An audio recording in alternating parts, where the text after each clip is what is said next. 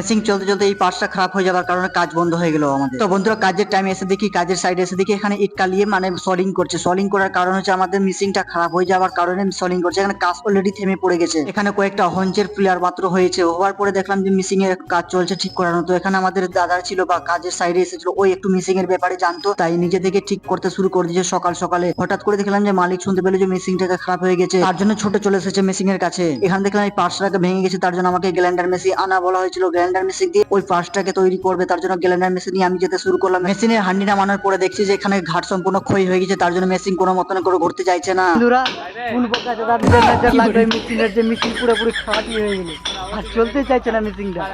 তারপর নিজে থেকে আমি মেশিন এর যাচাই করতে শুরু করলাম যে অ্যাকচুয়ালি প্রবলেম কোথায় আছে। দেখলাম যে এখানে ধুড়ি আর বিয়ারিং দুটাই ক্ষয় হয়ে গেছে, তার জন্য ধুড়িকে বাড়ানোর জন্য এখানে গ্রাইন্ডার মেশিন দিয়ে ঘুষে ঘুষে ঠিক করতে। চলো বন্ধুগণ মেশিনটা ঠিক হচ্ছে কিনা পার্ট 2 চলে আসছে। তো তখন ভালো থেকে সুস্থ থেকে আমার চ্যানেলটাকে সাবস্ক্রাইব করতে অবশ্যই ভুলো না।